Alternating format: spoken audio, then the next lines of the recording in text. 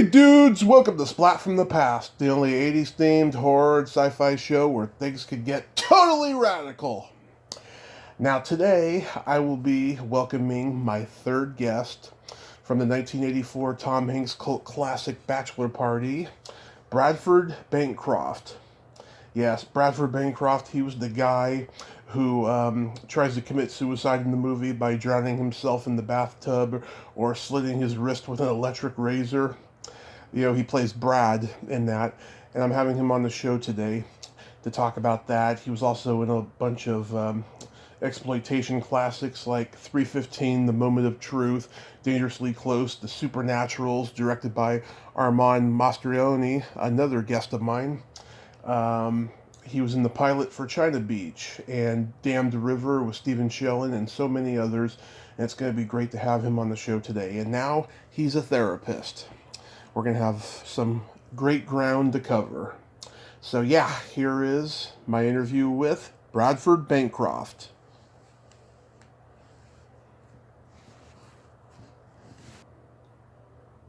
Tom?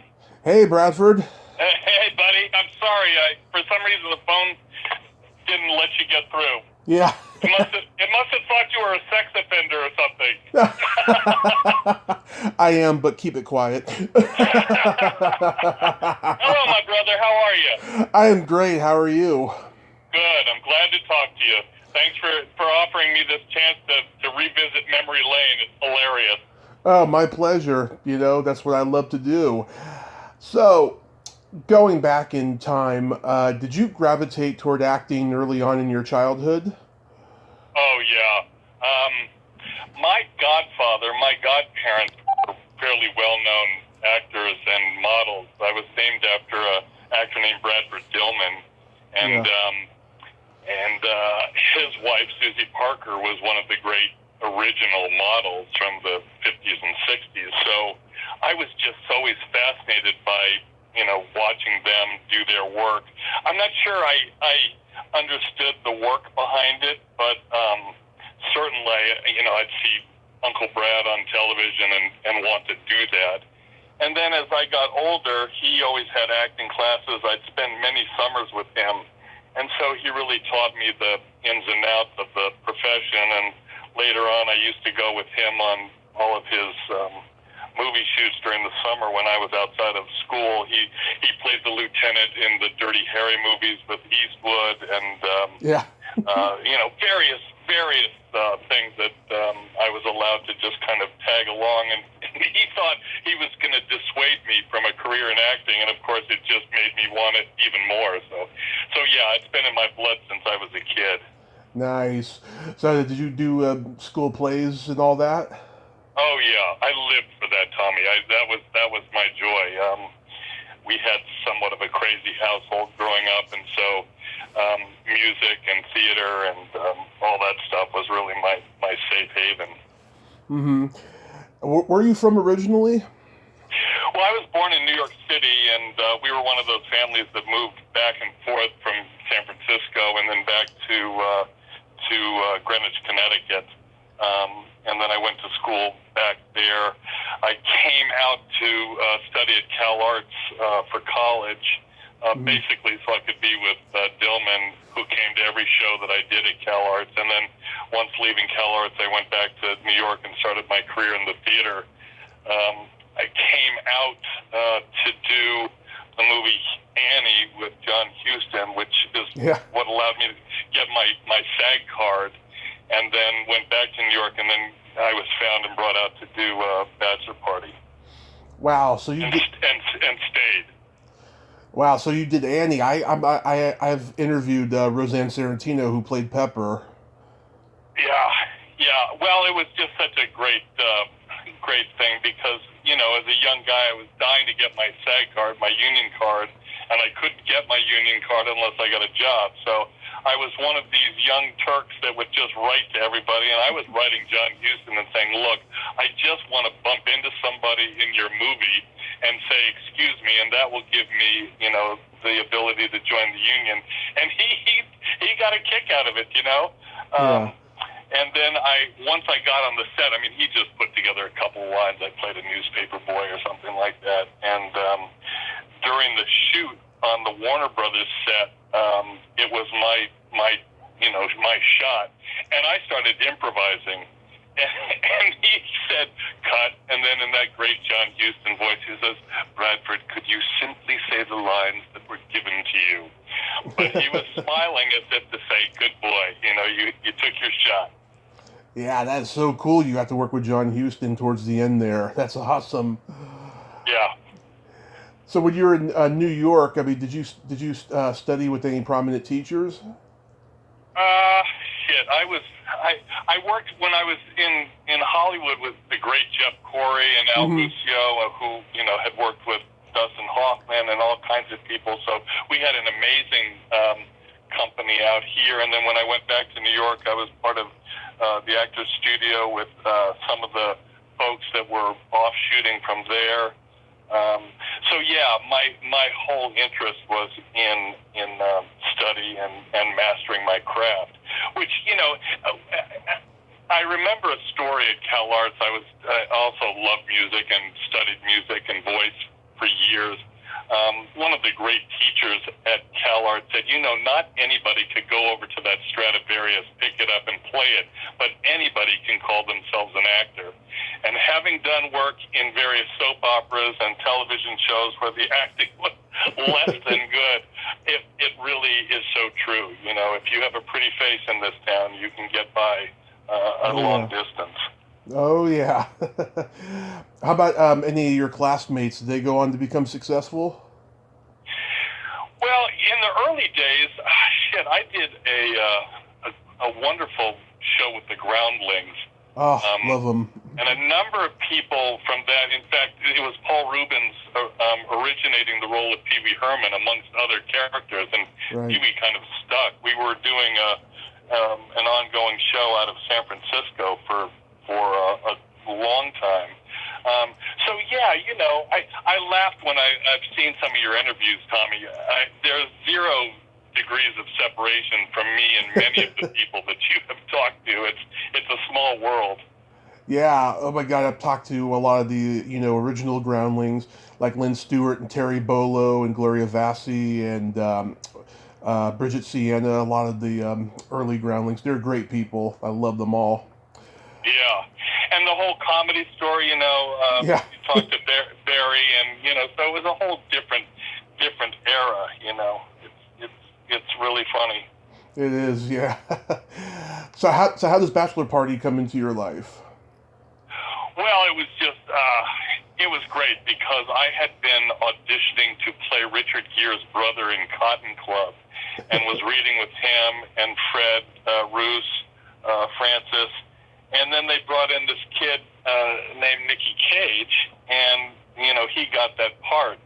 And the casting director felt so bad for me because I'd been going through the whole rounds with them.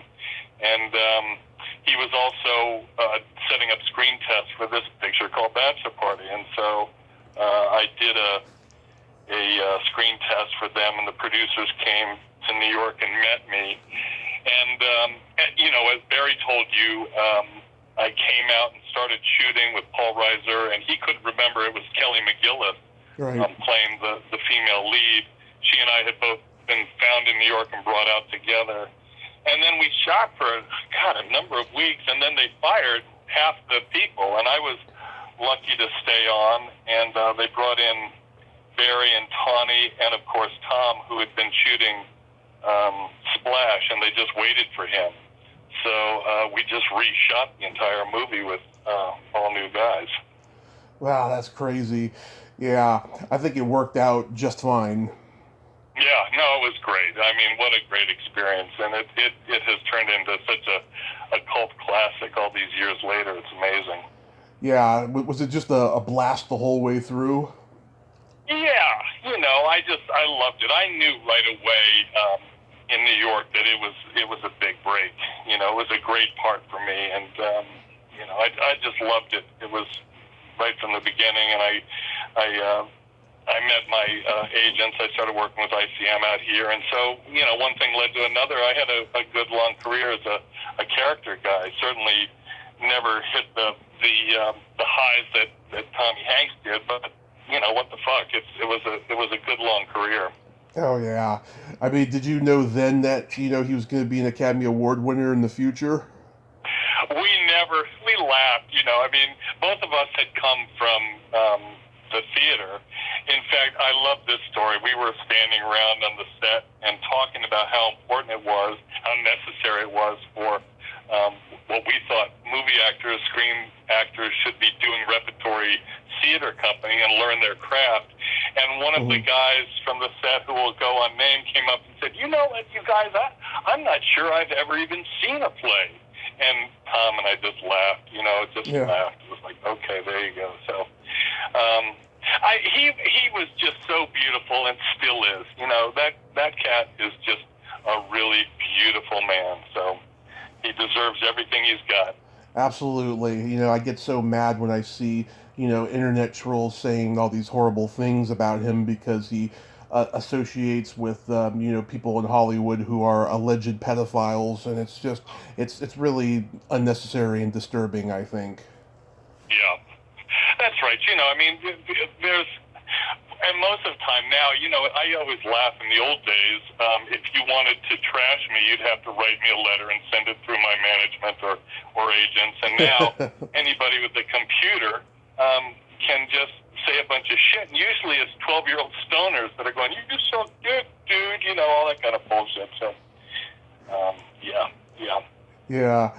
In the old days, I had done this movie with Tracy Lords, and she was really trying to be legitimate, and it was in those days where they had TV shows like Hard Copy and all those kind of gossip shows, and people were calling and offering me money to trash her or tell stories. The same thing with Tom, tell stories out of school about them, and I just, no way, I just have so much respect for Tracy and for anybody that's taking this seriously, and she did a great job. Yeah, absolutely. Yeah, did you aside from the Barry interview, did you hear my interview with Tracy Smith? No, I didn't. Oh, huh. Cool. Yeah. Oh, she was cool. We talked for like 80 minutes, and she was just like one of the guys, just a lot of fun, And I've talked to her since. She's really cool. Yeah. I did listen to Armand, because Armand was another one of my favorite guys out here, another New Yorker who had seen me in New York theater, and when he was hired to do the Supernaturals, contacted me, and so that's how that came about. It was fun to meet him, because I had never known him. He had just known of me back in New York. Right. Now, refresh my memory. Did something happen to the donkey in this movie? Yeah, Barry was talking about that. It was just weird, because they gave it some tranquilizer to make it lie down, and then its heart was going, crazy, and they brought in a vet to shoot it full of adrenaline. I mean, they sent this needle right in, and Neil Israel is going, keep filming, and I'm like going, we've suddenly gone from a comedy to Sophie's Choice here, but they kept filming, and the animal lived, and as Barry said, I'm not sure we could get away with that kind of shit these days.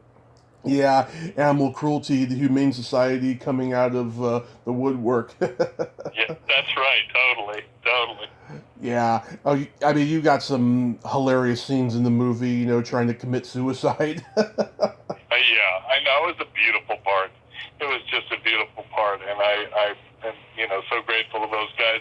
I still see, you were talking to Tony, and Tony and I and Gary Grossman and Bob Israel, who was one of the producers of Bachelor Party, all serve on the board of the Skylight Theater here in Los Angeles and Los Feliz. So I laughed when I saw that. It was like one more, 0 degree of separation.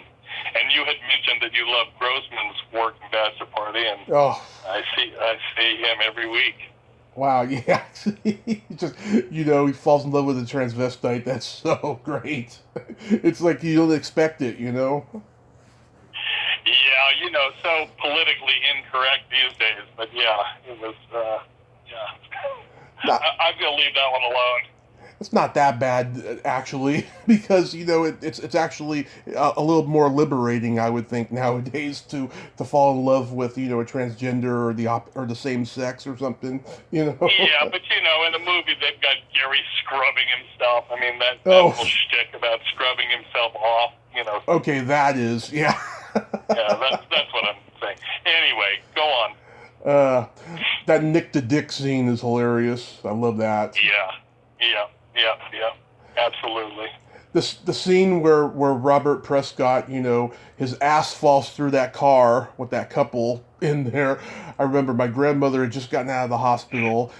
She was under the influence of medication, and she was laughing her ass off at that scene. Well, that was the writer. Pat Proft was the guy in that car. That's what was so funny. He was the writer of Bachelor Party, along with Neil.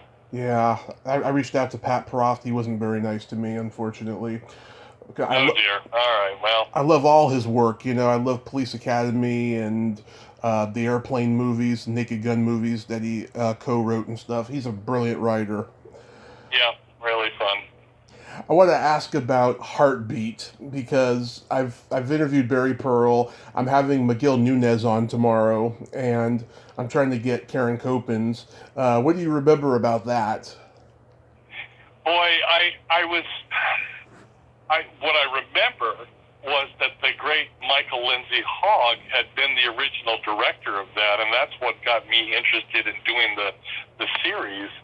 Michael was, of course, the great English director who did all the Rolling Stones work and Right. directed Let It Be. Mm-hmm. And they fired him after a few days and brought in an old-time, Hollywood series director. So I don't remember much about it. I do know that my partner in that movie, a guy named Steve Shellen, Yes. we played best friends.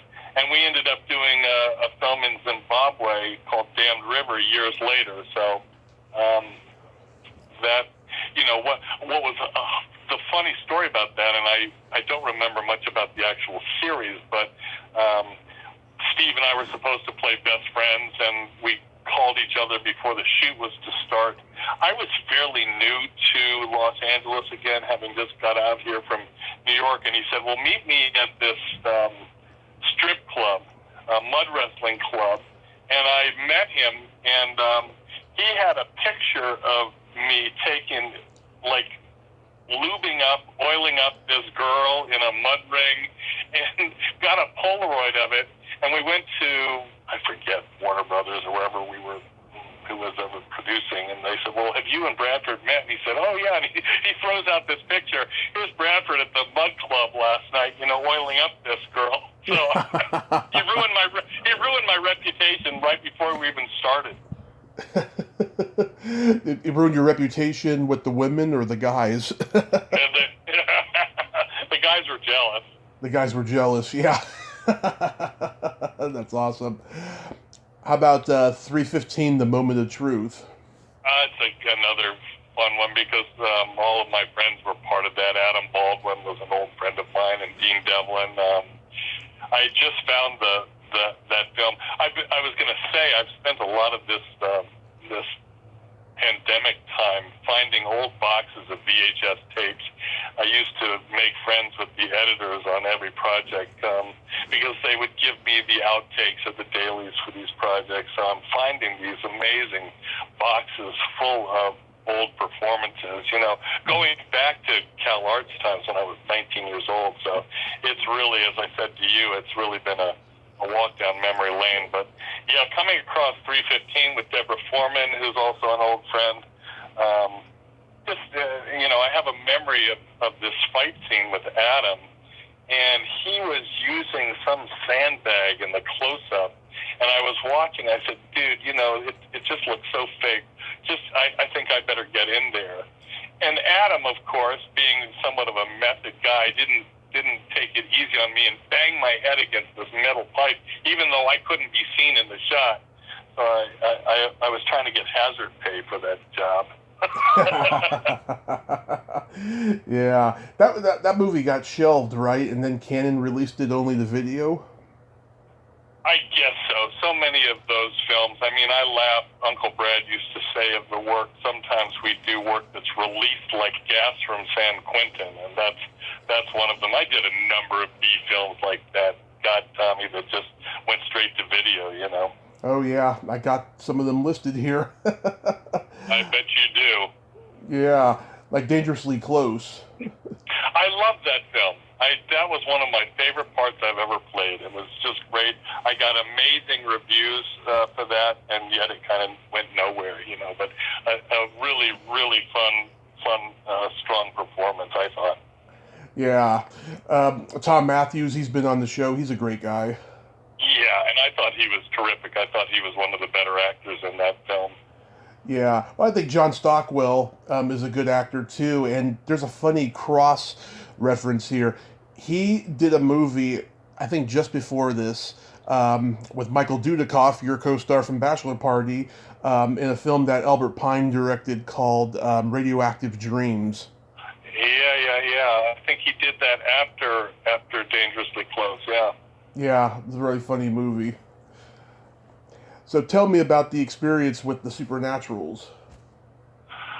Well, I loved Armand talking about Sandy Howard because I was in the midst of shooting 315, and I was, you know, if you've seen that movie, I was completely punked out in full leather. I was such an asshole in that film. And at that time, when I moved here from New York, the first thing I did was buy a motorcycle. I was really into the whole punk scene back in New York, 77, 78, the whole CBGB's, punk scene going on.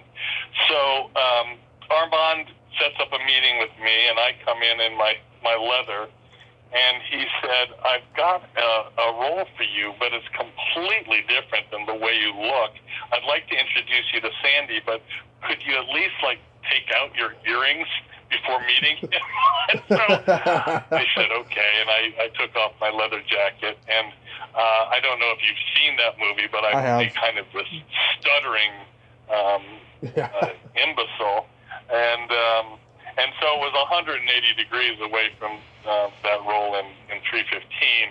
And Armand was so sweet because he set the date so that I could finish 315, and they had already started on Supernatural, so I was a week away.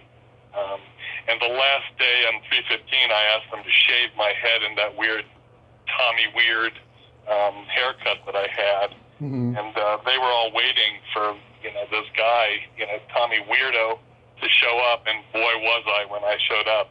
It was fun. Yeah. And made a lot of great friends. I mean, I loved Maxwell, I loved Nichelle, and Bobby DeChico. I mean, it was a great cast. It was such a shame that film went nowhere. Yeah, LeVar Burton, Scott Jacoby. Yep. I see LeVar all the time. It's, what a sweetheart. Another one of those sweethearts.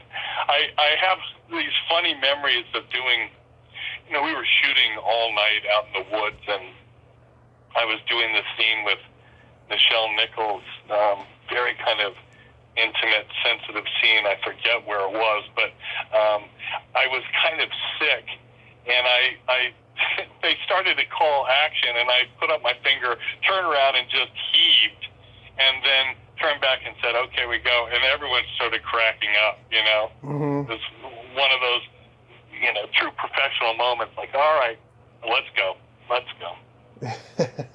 And here's something I should have asked Armand, but I forgot to. Did Maurice Gibb from the Bee Gees have a small part in there? He was part of that original scene with the kid that you were talking about, walking across the minefield, and he was on a horse,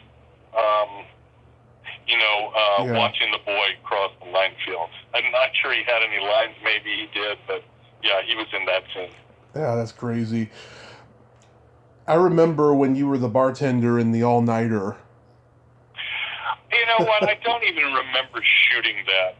It was with, who was my friend, the girl in that?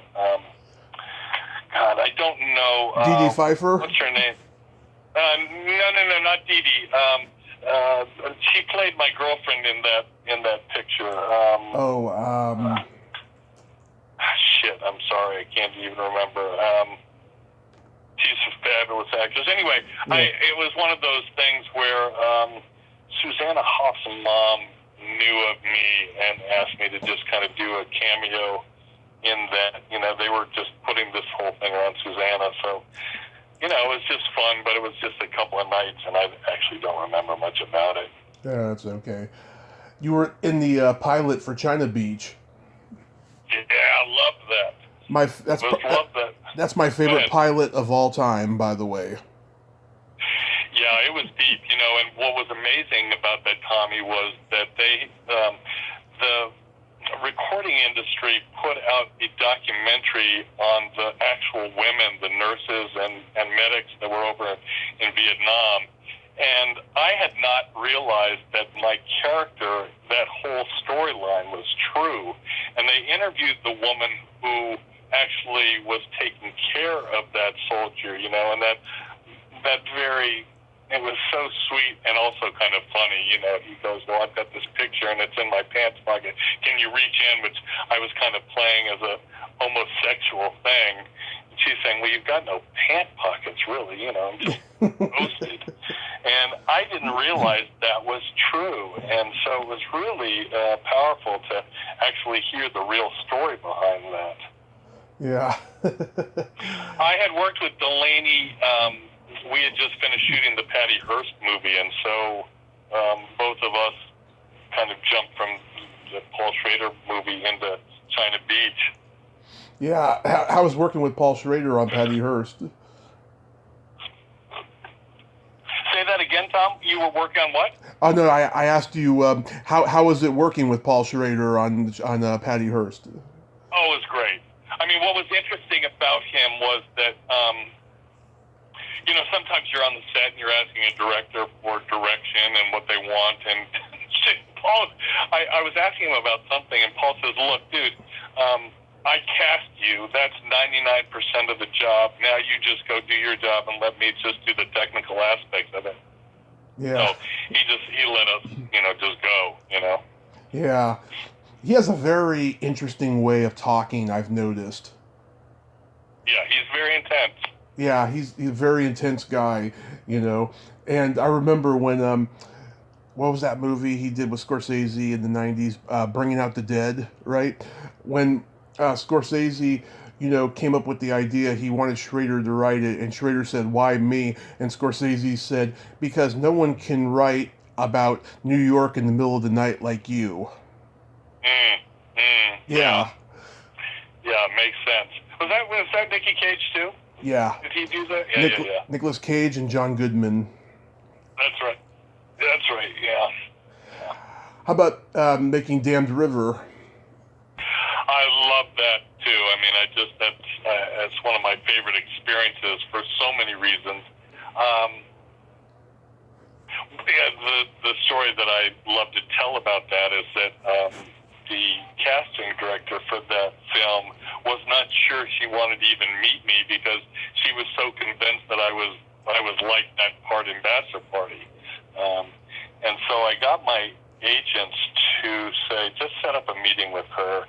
And I walked in there in all my leather, and I said, I'm really disappointed in you. You should know that a character actor can play anything. And obviously, I convinced you that I was like that character in Bachelor Party, but it's not who I am at all. And I was in Africa the next month. It was really great. But more importantly than that, I had been very much involved in the Artists Against Apartheid movement. This was all before apartheid fell apart in southern Africa.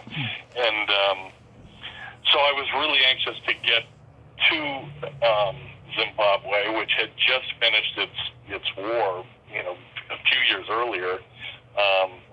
So to see that country, to participate in this film, it was the first time anybody had filmed in that gorge on the Zambezi River, which turned out to be a nightmare. But because the location and the obstacles and shooting down there was just ridiculous. But also, once it was finished, I was able to go with the documentary crew who were making a doc for HBO, I think. And they had been secretly working with the ANC, so they took me into South Africa and introduced me to so many people. And I ended up writing a book about the making of that film, which the government of South Africa got a hold of and banned me from the country. They didn't have much of a sense of humor when they saw my book.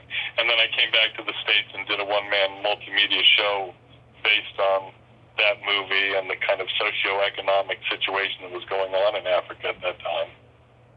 Mm-hmm. Yeah, I tried to get Stephen Shell, and I don't know if you've heard, but the stuff that he was going through back in the early 90s. No, we lost touch.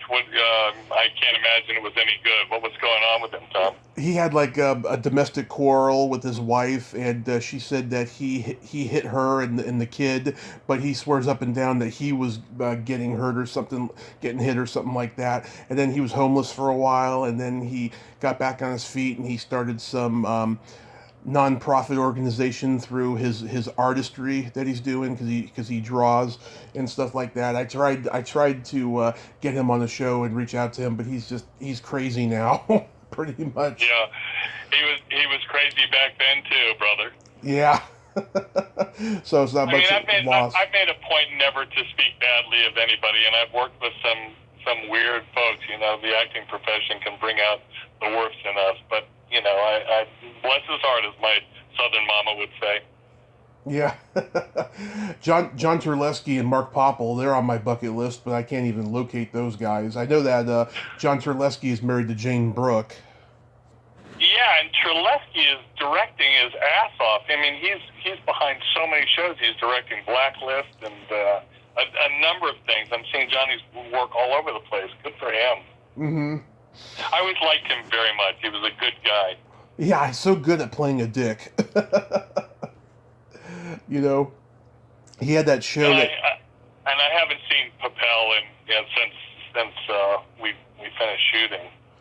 Yeah, Turlewski did a show in the mid '80s. It was a football show about two football players who solved crimes. It was called Iron Men or something like that, Gridiron Men or something.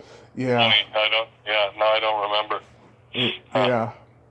That movie you were talking about before with Tracy Lords, that was A Time to Die. Yeah, that's right. Yeah, how was that experience? Oh, it was great. I mean, you know what? I have to say, Tommy, that even though I've been in some real turkeys, I've always been proud of my work. I've always put in the work. No matter what, what I was given. I mean, here's a perfect example. I thought some of the writing in Damned River was stupid, and Michael Schroeder, the director, really let me improvise a lot. And I said, you know what, you guys, rather than getting all bent out of shape about my improving, you writers are going to be able to take credit for whatever comes out of my mouth. So, take it. So I've always been I'm going to put in the best work that I can, and how the movie turns out is really up to the public and editing and publicity. So I've always been proud of my work, even if the movie was released like gas from San Quentin. Yeah. And you also got to work with Jeff Conaway in that movie. Yeah. Well, I had played Danny Zuko in Grease in New Haven. Oh. And he had played Kaniki, I think, in the movie. But he had also played Zuko in one of the traveling shows. So, we were talking about that. That's way back in the 70s, Mm-hmm. So, yeah, I like Jeff a lot. He was a good guy, too. Yeah, very talented guy. It's sad what happened. So, how was the experience working with Van Damme on Universal Soldier? Oh, that was just so quick. That was kind of an in and out. I laughed about a number of things that, the Vietnam jungle built on the golf course in Sedona, Arizona. I had a hilarious moment with that when, I'm zipping him and Dolph up in those body bags, and my partner, John, asked me, "So what do you think?" And as I'm zipping it up, I go, "I think they have extremely small dicks." And the body bag starts shaking with laughter, Of course, they couldn't use that take, and it was part of the outtakes, but God, that was funny. Yeah. Oh, Lord. But yeah, that was just a quick in and out. I did so many cameos like that, Tommy, just a quick in and out. Yeah, you made a good living at least. Yeah, it was fine. It was fun, It was great. Yeah. So, how did you transition into being a therapist? Well, I was always loving the therapeutic aspects of the arts, and I had started doing drama therapy with a company in California, and I really liked it. I was hired as an actor to perform in hospitals and prisons, battered women's shelters, drug and alcohol rehab, and I really liked it. And as my own son was growing up and out, he didn't want to admit that he had a father any longer. I said, well, this is a really great transition for me. I remember the last audition that I did was for ER, auditioning for one of the doctors there. And when I arrived, the whole place was filled with women, men, people of every kind of culture and ethnicity. And I thought, man, as a humanist, I really love that they have opened up this doctor role for all these other people, but it's just made my chances of getting this role 1,000% worse. And that was really the moment that I decided I'm going to go back to school, get my master's degree in clinical psychology, and add my marriage and family therapist license to the drama therapy license that I had already gotten. That's wonderful. I think actors, make a difference in people's lives too, but also, of course, doctors do as well, and you get the best of both worlds.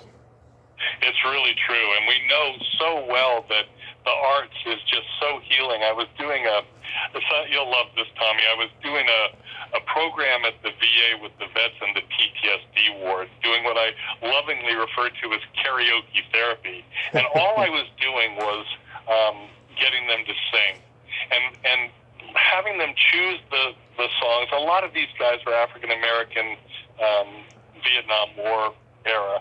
The new guys coming out of Iraq and Afghanistan were still a little too hoorah, but these guys were willing to do some of the group work that we were inviting them.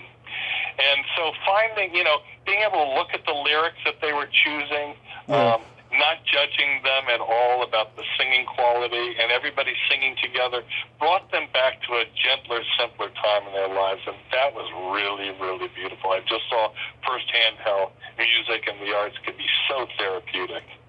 Yeah, absolutely. Yeah. Did you hear me say on a podcast that I love karaoke? No, I didn't. Oh, no, that's great. Okay, cool. What's your song, dude? What do you sing?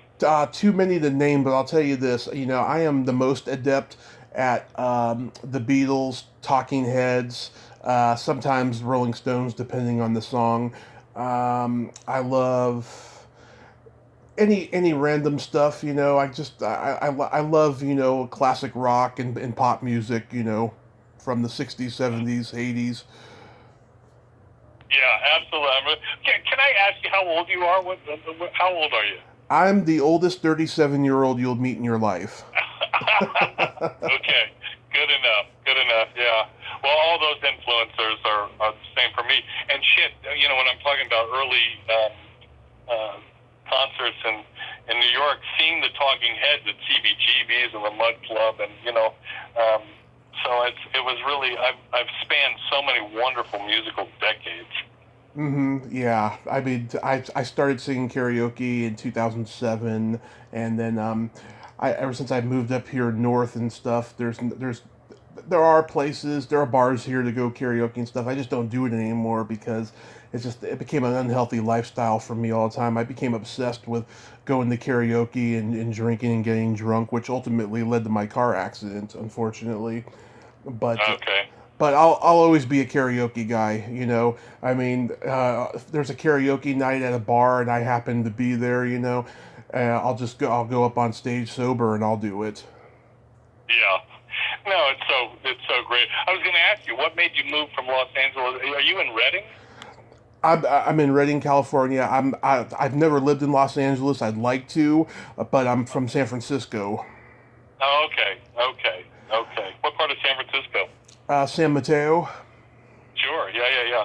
I was telling you earlier. I spent time jumping between Atherton and Connecticut. So I've spent the early 1962 to 64, I think 65 in Atherton. Oh, okay. So I didn't know which Atherton you were referring to, so that's why I didn't bother to ask, because I know that there's so many cities that have the same names as the cities that I grew up in San Mateo. Yeah, no, that's right. And if you've been to Berkeley, yep. Half of Berkeley is named after my family, Bancroft, and the Bancroft Library over there. Right. Wow. My family comes from the West Coast, so I know it well. Right, yeah. So, me and my mother, we moved up here 3 years ago because we fell under hard times in 2013. We lived in our car for about 4 years when the economy just went down the shitter and just jacked up prices. And she was in a toxic relationship with my stepfather, who passed away last week. It was a crazy time. This was the only place up here that didn't do credit checks, and my mom had gotten a job close to here, and we visited here like once a year for many years because my godparents live up here, and I never wanted to live up here because it's just so boring. But I was like, okay, if there's a reason that we have to be up here, then I'll do it. And starting the podcast ended up being the reason. Yeah, well, good for you. Bless your heart. You're a good son to take care of her the way you are. That's cool. Thank you so much. Yeah, she had a little accident this summer, and she's doing very well. And we just have each other. And my brother moved in to help out, so I'm very blessed. Very cool. Very cool. So during COVID, are you doing virtual sessions? Yeah, I have a couple of people. There's a couple of children that I see doing kind of art therapy with, but yeah, mostly it's virtual sessions. I'm keeping my office, but yeah, it's all virtual stuff, and I've been really taking this time, as I've been inviting people to kind of connect with projects that you've been thinking about. What is it that you've been dreaming of, and now that you're kind of stuck, what do you want to do? So I've been writing a lot. Organizing my tape collection, trying to transfer the VHS tapes to my computer. So when you contacted me, I thought, all right, this is just one more indication about taking the stroll down memory lane and stopping the forward progression and going, okay, well, stop and let's look at what you've been doing the last 35, 45 years. It's pretty cool. Yeah. Well, I know Greg, who hosts Python's Paradise, and he posted that interview you did with him a year ago, and I was like, seems like a good guy. I'll reach out to him, and I stand by my decision. You are a great guy, Bradford. Thank you, sir. I just appreciate you guys that appreciate us old timers. Yeah. Well, to us, you'll always be young. Well, isn't that hilarious? It's like I laugh. My son now has just turned 33, which just is ridiculous because I still think I'm 25, so the math isn't quite working out, Tommy. But yeah, to be able to share this stuff, and this was really the reason that I'm putting together this little tape stuff. I mean, I found the first tapes, the first movies I did at CalArts when I was 19, and to see how young and innocent and actually not bad acting, to be able to pass that on to my son and grandchildren, it's pretty cool. It is. How long have you been doing it for? Oh shit! Since I was a little kid. You asked about school.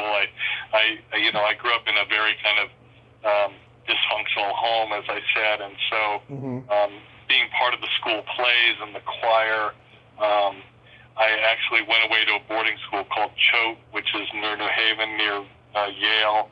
And I had always been singing, and I got invited to sing with the master teacher at Yale Music School when I was 15, 16.